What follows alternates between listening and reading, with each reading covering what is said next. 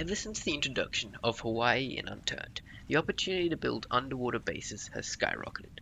Hi, my name is Flummox and here is my complete guide on the how and where of building the best underwater bases.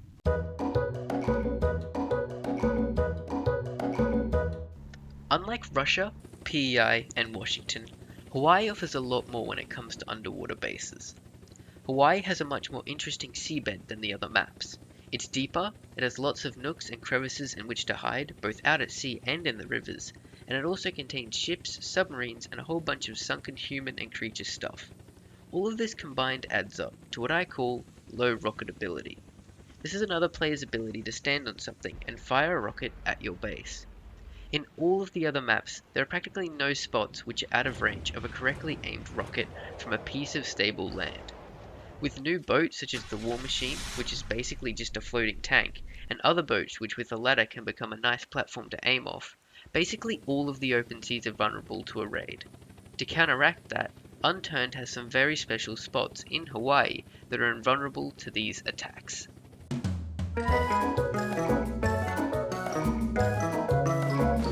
Before we start looking for a place to build, there are some settings in Unturned which makes it easier and give you an edge on your competition. Having better water quality allows for you to see much better into water from above. This will make sure that you can spot bases and locations under the water.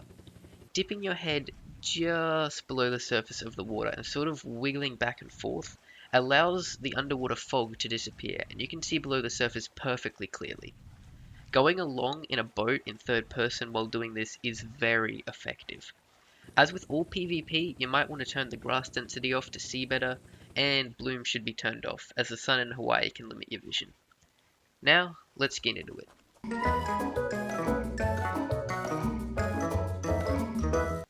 The first location is under the Haiku Stairs in the caverns. This is a very secretive spot that not everyone knows about. For a player to see, they will either need a light source or some sort of night vision, which makes it a spot which new players are not going to venture to, and will make it easier to kill those who are attacking. Currently, as I am playing the game, you cannot use night vision and scuba gear at the same time, meaning you will need to increase your diving stat before trying to build. You also cannot use third person as your night vision won't work. On the other hand, both of these give a little more defense. Zombies give a great extra defense, meaning raiding players have to go through them to get to you. The zombies cannot go in the water, meaning your base isn't going to become a nice little snack. Unfortunately, there's little to no solid ground in the caves, meaning the base that you build will need to be made of plates. But there are quite a few overhangs in which to place your base under, which wouldn't be possible with just regular floors and roofs. My favorite place to build is this little corner, where nobody is going to actually find you unless they try to search the place.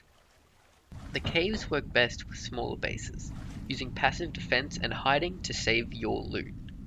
If your base is spotted in here, there are quite a few places where a person may launch rockets from. It is also difficult to place sentry guns effectively in here as of how vertical the space is, and might give away your base's location, as with night vision off, their light's very noticeable. But with night vision on, the green of the water masks the light. The entrances to the tunnels are located here and here, and both can be easily blocked up outside of the zombies' reach to make yet another layer of defense. This would make the entire caverns yours, meaning you could set up a fake base with distraction loot to make it so that they feel like they're winning, but they actually aren't. A side benefit is the caves also spawn loot. The second lot of locations are outside the coast of the Keano Resort. The sunken ship there allows for great underwater building, both in the ship and underneath it. However, this spot is quite close to the spawn point, thus you might have a lot of traffic and less secrecy. Yet again, this spot does produce loot, but it certainly isn't as good as the caves. Another set of man-made locations are in the underwater research facilities scattered around the map. Holokai Harbor is a good place to build if you are running low on resources, with only a few metal plates needing to go up to fully fortify the place. However, the spot is very, very well known, and you'll find players busting into your home just for the loot that may have spawned inside.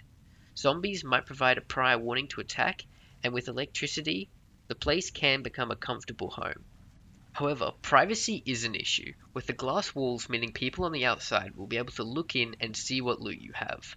It is very obvious if someone has built there, so the base is best for strong defense and constant management. There is also a place underneath the Alani, but this is a radioactive zone, so you will be chewing through gas mask filters like no tomorrow. Plus, you'll have to live amongst the nuclear waste. To the north of Holokai Harbour is a small ravine which has an underwater passage which can be built in. The passage is quite long and can provide a really nice place in which to build a base.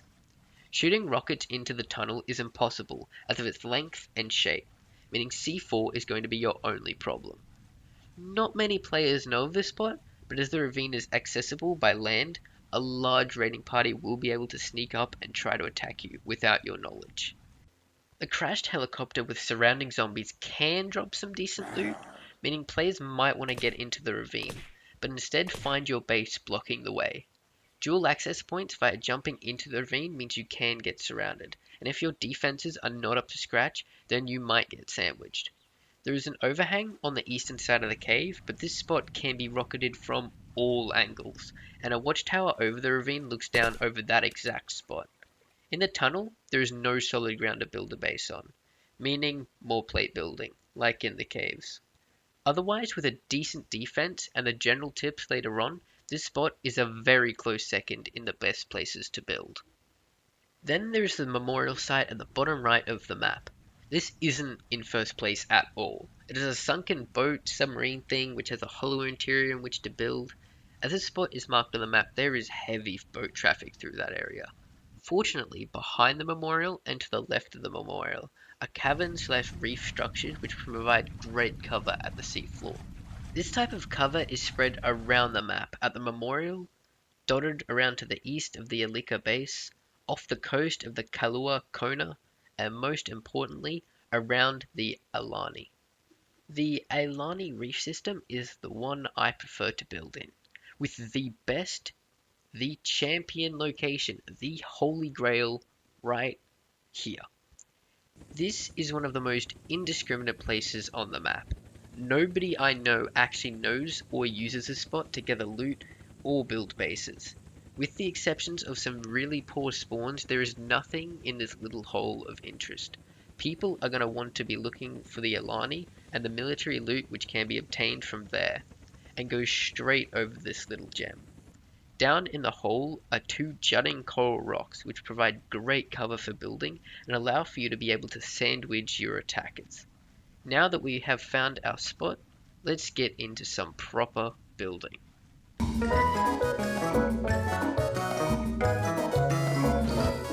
First, you're going to want to start with your basic metal floor. Make sure the leading edge of your build does not jut out into the ravine, giving away the secrecy of your base. Mine is a little far forward, so later I remove the front edge. Almost immediately, you're going to be losing oxygen from all of this building. So build a generator and an oxygenator, and a bed if need be. Build your floors across and into the sand, tailing them with metal pillars. Walk around a little bit, like jut around, until you're able to place the pillars on the corners which are deep in the sand, to make sure that the back of our base is safe. Put a roof on your house to make sure people can't get in, even though the rock will do a pretty good job protecting you. There is no real negative to placing a lot of windows with shutters, as if everything goes to hell, being able to flank an attacker is of great use. Relocate your generator so it's at the back of your base. Remember, if your generator goes down, the defenses go down with it. Place doorways with vault doors throughout the rest of your house, and keep making sure that during the build you haven't jutted out into the middle of the hole. The major strong point of this base is secrecy, and it needs to be maintained. It is a good idea to build a fake back wall to the house using metal walls and metal plates at the back to make a small area in which you can store your loot in. Also do this to the front of the base so the back doesn't look out of the ordinary. This also creates another space we can use later on. Now we can start placing hostile sentries around the place. Place the sentry guns at the front of your house, but underneath the overhang. Placing them behind the rocks which arch down conceals them very easily and basically makes going into the hole a meat grinder. Place sentry guns on the other side of the hole under the overhang. With an industrial generator, these sentry guns are still powered and cause the sandwiching I talked about earlier. If a player is trying to break down your front door with C4, they are going to be getting shot from both sides and the back. And if they do bust in, then your interior sentries will mince them up too. Up in the roof space we created earlier, you can place sentry guns there. If your base is getting destroyed and the roof pops, it'll be a nasty surprise for the attackers. As with all storage, you're gonna want to go with metal lockers. Place these behind the base and in your base. If you want to be sneaky, you can put some up in the roof cavity for your extra special loot. These might be missed during a raid. To fill up your hostile sentry guns, you can use a whole range of guns. It might be an idea to not use ones which can be used underwater, but the cheap availability and large ammo capacity of the calling card is the one I always use. You are most likely going to be facing calling cards and honey badgers when battling in defense, so giving them extra ammunition is not the best idea. Once you are nearly finished, do not forget to place claim flags. You can hide them in walls, in seagrass, jutting into rock, whatever does not float the enemy's boat. And that's it. Your base is now fully fortified against attackers.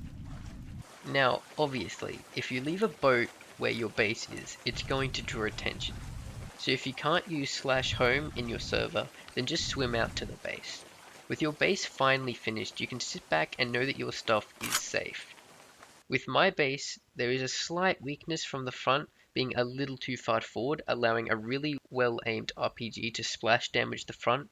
However, I haven't been able to hit the base with the War Machine's cannon, which is good. Hopefully this tutorial has helped you get an idea of the how and where of building bases in Unturned, specifically underwater in Hawaii. If you have any suggestions, or if you'd like me to make a tutorial focusing on another part of the base design, or basically anything to do with Unturned, or anything to do with any game, write it down in the comments. My name is Flumix, and have a good one.